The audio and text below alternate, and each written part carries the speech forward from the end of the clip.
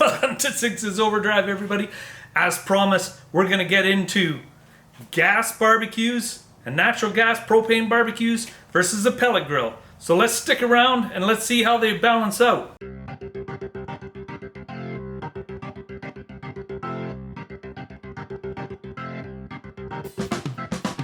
Glad you've been patient. I've been promising this video for a while. I get a lot of requests asking what's the difference between the gas barbecue and the pellet barbecues.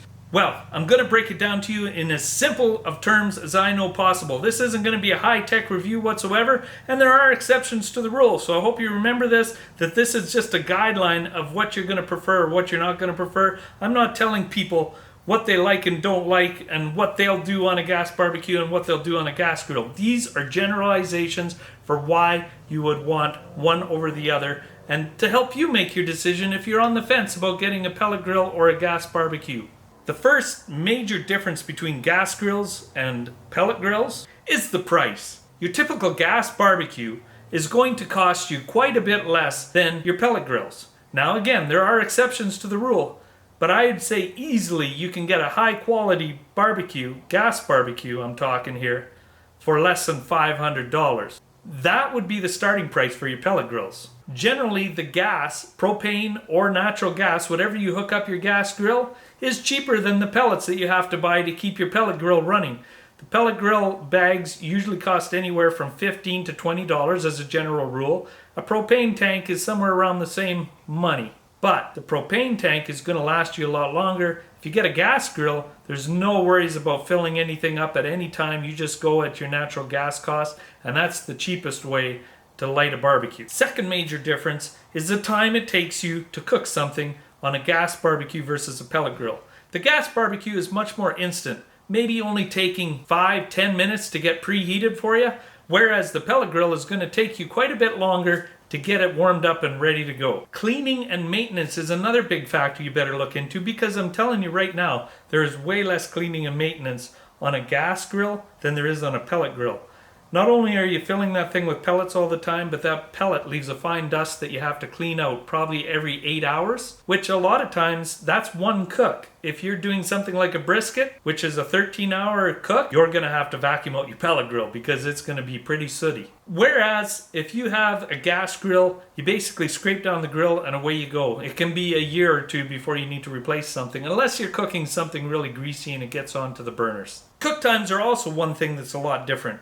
On a gas barbecue, you're looking at grilling times. So if you crank up the heat a little bit and put your grilling meat on there, you can get that thing on and off the barbecue pretty quickly. A lot of meals are done, like a nice steak is done in about 6-7 minutes. Whereas if you go with the pellet grill, you better be prepared to do a lot more steps and it's going to take you more time. And why that is it's because it's like an oven. If I was to compare the two, I would say that the gas grills are like a stovetop.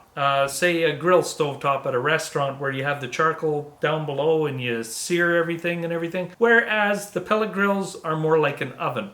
So think of it that way. Think of grill versus oven and you got a good idea. So what does that mean for you? I don't even know what that means. No one knows what it means, but it's provocative. Well, if you really care about what your meat tastes like and what it comes out as, and it's going to be a treat, then the pellet grill is for you. You can achieve some pretty incredible things with a gas barbecue, but generally, most people, if they want to do something and do it upright and take the time to do it, they're going to lean more towards the pellet grill. But that can lead to a lot of work and a whole afternoon of prepping, cooking, putting everything on the grill, making sure everything's dialed right, putting probes in to make sure you get the proper temperature.